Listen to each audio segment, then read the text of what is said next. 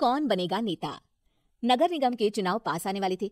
पूरे कानपुर शहर में टिकट को लेकर मारामारी शुरू थी, लेकिन सबसे ज्यादा चर्चा में वार्ड नंबर 40 की सीट थी।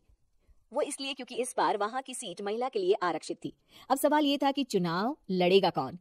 इससे पहले ठाकुर साहब वहां से पार्षद थे और इस बार उन्होंने अपनी पत्नी सीमा ठाकुर को टिकट दिलवाई और ठाकुर साहब की शान के कारण सीमा जी ने 20,000 वोटों से चुनाव जीत लिया। अरे बधाई हो सीमा भाभी, अब तो आप वार्ड की पार्षद बन गई हैं। अब तो हमारे काम आप ही करवाएंगी। अरे ये तो सिर्फ नाम की पार्षद बनी है, वो तो महिला सीट आ गई, वरना पार्षद तो मुझे ही बनना था। अब भले ही चेहरा इसका होगा लेकिन पावर तो मेरी ही होगी। अरे वाह भाई साहब, क्या दिमाग लगाया है आपने भी। आइए आप लोग, खाना लगा दिया है सबके लिए। सीमा जी पार्षद बन चुकी थी, फिर भी उनकी एक ना चलती। सारे काम ठाकुर साहब खुद ही संभाल लेते और जहां जरूरत पड़ती वहां सीमा जी का अंगूठा लगवा लेते। सीमा जी ज्यादा पढ़ी लिखी भी नहीं थी। एक दिन ठाकुर साहब और सीमा एक प्रोग्राम में जाते हैं। अरे ठाकुर साहब आप आ गए। ओहो, पार्षद मैडम भी आ गई हैं। स्वागत है आप दोनों का। लगता है हमारे पार्षद फंड का सही इस्तेमाल हो रहा है। चलिए अब उद्घाटन करते हैं। ये लीजिए ठाकुर साहब कैची, आप ही सबसे पहले प्रवेश कीजिए। सब लोग आगे निकल जाते हैं और सीमा जी पार्षद होने के बावजूद भी पीछे खड़ी रह जाती हैं। वो देखती हैं कि वेलकम बोर्ड पर उनका नाम है, लेकिन महिला होने के कारण कोई उनका सम्मान नहीं कर रहा। अगले दिन एक आदमी उनके घर आता है। अरे ठाकुर साहब नमस्कार। कल ना हम नोटिस किए कि हमारा घर तो अवैध है और नगर निगम वाले उसे तोड़ने आ रहे हैं। अरे कुछ कीजिए ना ठाकुर साहब। देखो भाई, मैं तो ज्यादा कुछ कर नहीं सकता, पर अगर तुम सबकी जेब गर्म कर दो तो कुछ हो सकता है। कुल मिलाकर 4 लाख लगेंगे। अरे 4 लाख ठाकुर साहब? अरे भाई, मैं अपने लिए नहीं मांग रहा हूँ। दरोगा है, इंजीनियर बाबू है, बड़े साहब है, सबको देना पड़ता है ना थोड़ा थोड़ा। बोलो है मंजूर?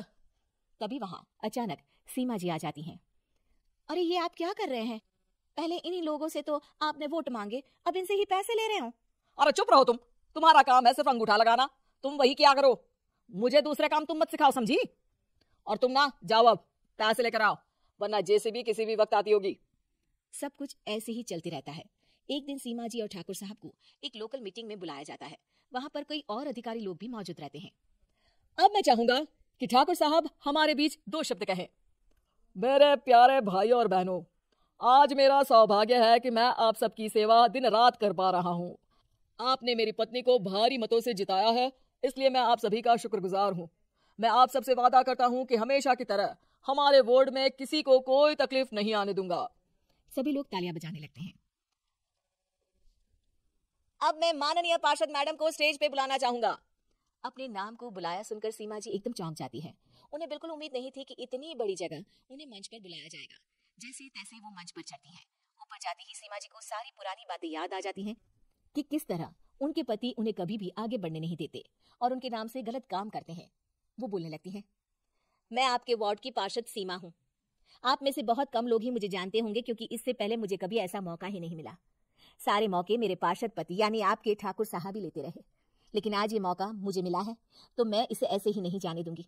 मैं आपको ये बताना चाहती हूँ कि आपके ठाकुर साहब मेरे नाम की आड़ में गैर कानूनी काम करते हैं, जिस पर अंगूठों के निशान मेरे होते थे।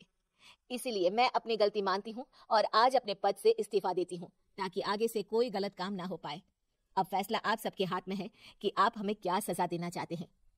सीमा जी की बातें सुनकर ठाकुर साहब के चेहरे का रंग उड़ जाता है और वो शर्म से मुंह नीचा करके वहां से चले जाते हैं और पद से इस्तीफा देकर ही सही सीमा जी अपने आप में आत्मविश्वास महसूस करती हैं।